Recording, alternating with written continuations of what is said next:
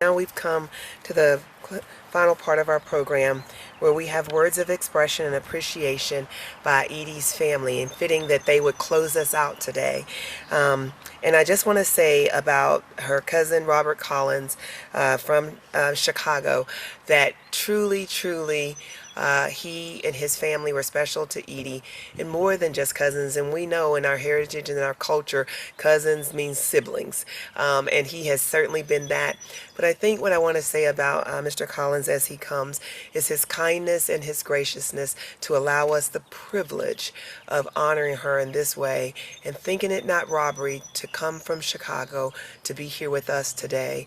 Would you please just join me in thanking him for allowing Edye to be here, for us to share this moment, and for his blessings over this wonderful service. Mr. Robert Collins.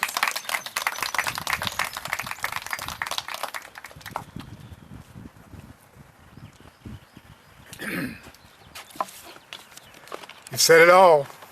You know her well. My son told me before I left, he's 35 years old, and he said, just don't cry. Just don't cry. I said, I'll try not to, son. But I'm going to get through it because I have family and friends here who are blessed along with me to have known Edye. And good morning to all. I represent the Ellis, Collins, Stevens, Finch, and Smith families. A lot of them could not be here. We had death in the family only a month ago, and they're still recovering from that. But I'm her first cousin, but she was always my sister. When the raindrops started coming down and somebody asked me to sit over there, I said, no, I can't sit there. I have to be in the rain, because I knew it was her talking to me. Years ago, you can all relate to this maybe, we took baths together. As a 3, 4, 5-year-old, we took baths together. My brother and Edye and I. And we would splash around, and that's what came to my mind. Because I remember the last time we splashed, I got her. And she just told me this morning, got you. So I heard you. Also, our family was very close. Every Saturday we went to the movies together. We were big movie buffs. Her mother, a slight woman, not very strong in some places, and my brother and I, we would go to the movies. And her mother was responsible for getting us there and back. My right wrist will attest to that. We had to walk down 63rd Street through the Englewood neighborhood of Chicago, and my wrist was like this. I would pray that we would soon get there because she had a lock on it. So I learned a lot from just that, about care and holding on to those that you love and making sure nothing happens to them. But also, what you don't know about Edye.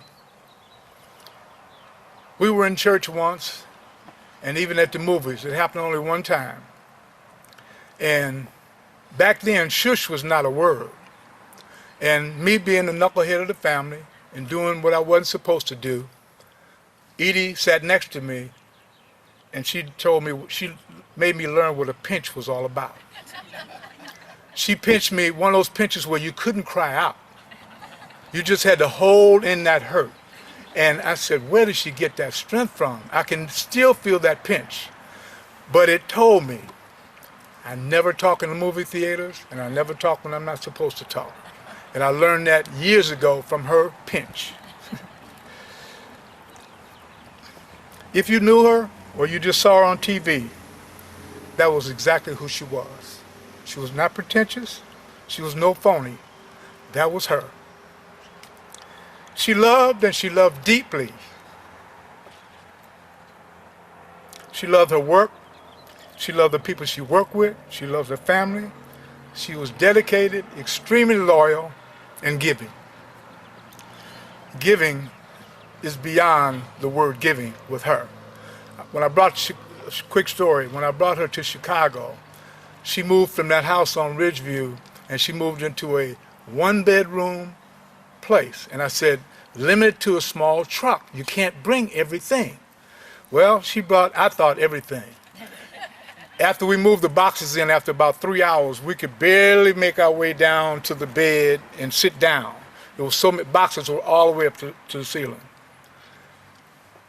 When she began to fail, and things were not going correctly, I realized she had given everything in those boxes away to the people at that hospital where she stayed. Every stitch. She had leather, she had suede, she had lots of things. I was lucky to get out there with the few items that I could. But she gave away. That was her. That's who she was.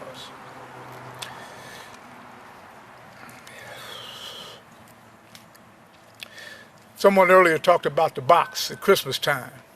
I would save my money and get my children everything I could get them during Christmas time. And on December 24th, this big box, probably big as one of those boulders, came to the house. It was full of gifts. And when my kids would come down on Christmas morning, the things I had under the tree for them, they were secondary. That box was jumped on and jumped into and loved like you would never believe. That was her way. She was a giver to the day she passed. I can't begin to tell you what this celebration means to our family. Edye deserved it. She deserved every word, everything that's been said about her today. And a special thanks to Beck Cultural Center, Exchange, and your staff. They've been wonderful to me. They've showed me the love that she received while she was here, and I appreciate it. They gave me a tour. I won't, son, I won't.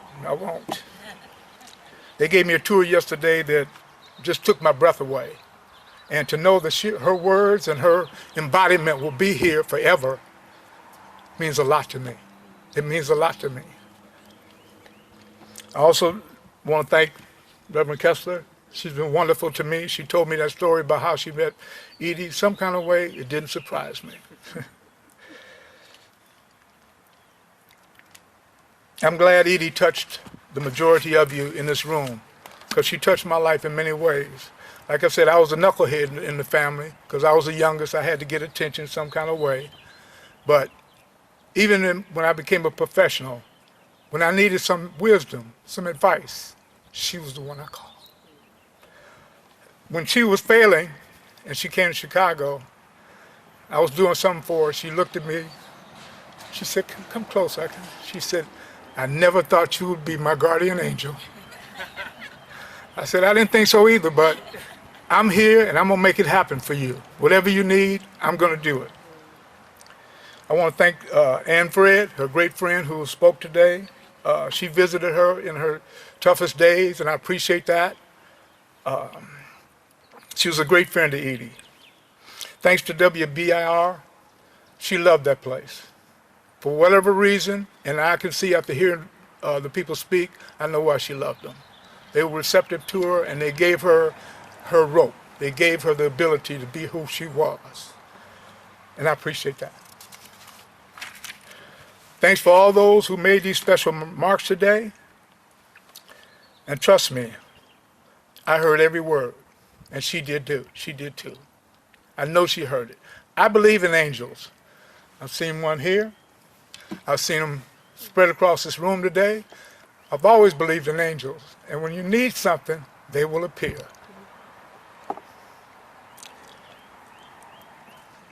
Thank you, the city of Knoxville. I just want to thank you for making this place her home away from home. She loved the city and its people. But the most amazing thing about that, you loved her back. And I appreciate that. I'd like to share my email address. I'm going to leave it with her. I want everyone in here who has a story, who may not have had a chance to speak, to please take a few minutes and send me her story. We're going to have a service for her, memorial in Chicago, and I would love to share the stories from Knoxville.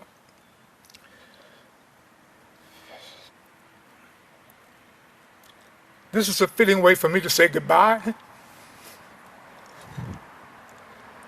with the people that she loved a lot, a whole lot. And I thank you for being here. This is a great outpour of the love that I have for her and you have, and I appreciate it. I really do. Thank you very much.